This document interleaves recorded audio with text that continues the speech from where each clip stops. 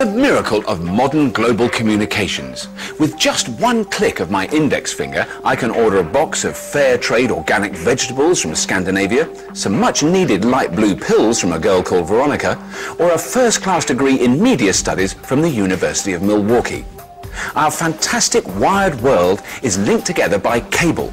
Just think about it. If I gave this a hard enough tug, Veronica would fall off her chair. But how do they lay enough stuff to link up the entire world? Just how do they do it? The French port of Calais. In a quiet corner of the docks, this ship, the Ile de Seine, is taking on board an intriguing cargo. Is it a rope?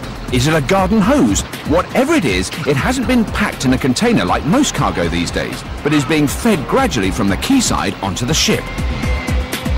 This loading never seems to end. It's very long because it's got to stretch all the way to another continent, and it's treated with care because this garden hose is in fact an extremely delicate bit of high-tech equipment. It's a massive length of undersea fibre optic cable, and the Ile de Seine is taking on board an extraordinary 5,000 kilometres of the stuff. Making fibre optic cable is a fiddly business, requiring the delicacy of touch and eye for detail of a top Harley Street surgeon and some really clever machines. This miraculous stuff is optic fibre, a tiny hollow filament of glass finer than a human hair. Along it, it's possible to send data. Electrical signals from your computer or telephone are converted into pulses of laser light and then channeled along the fibre at the astonishing rate of 300 million metres every second. By weaving multiple strands of this fibre together, every undersea cable can carry over 1,000 gigabits of data every second, enough to keep millions of people merrily blabbering away on the phone or surfing the internet. But of course the ocean floor is a pretty inhospitable environment, subject to strong currents, hungry fish and corrosive seawater. So the fibre optic cable needs some heavy-duty protection. This stuff looks like ribbon, but if you wrapped a birthday present with it, you'd be unlikely ever to find out what was inside, because this ribbon is made from high-grade steel. To stop it getting tangled, it's fed through a complex series of pulleys in a contraption 15 metres wide. It's like a vast high-tech spinning wheel. The strands of fibre optic are carefully brought together and the steel ribbon is folded around them. Metal rollers squeeze the steel tight and a tiny weld then seals the join. After wrapping with a waterproof plastic coating, the undersea cable is good to go. Now, if you've got an electric lawnmower, you'll know what it's like. The electric cord behaves like a deranged python. No sooner do you unravel the damn thing than it decides to wrap itself around your arms, legs and neck. Now imagine you're trying to mow a lawn in America, but the nearest plug socket is in France. You see the problem? Simply getting all the cable onto the ship is enormously tricky.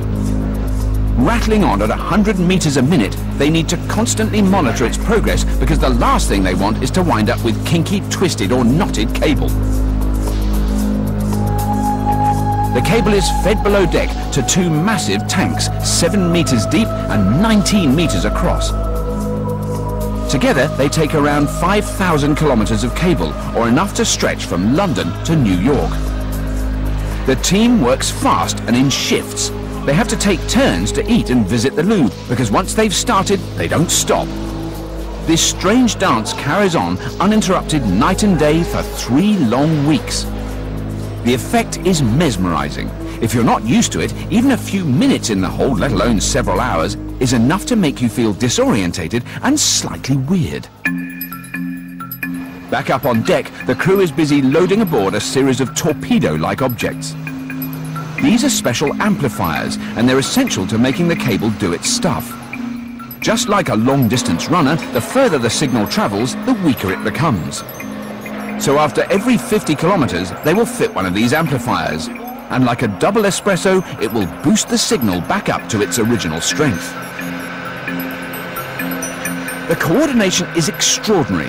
They've even developed their own complex hand signals. Like the telephone telepathic transfer of information. They just basically sign language or a nod of the head and a wave of the hand here and there. The Undersea has been custom built for the job of laying cables across the ocean floor.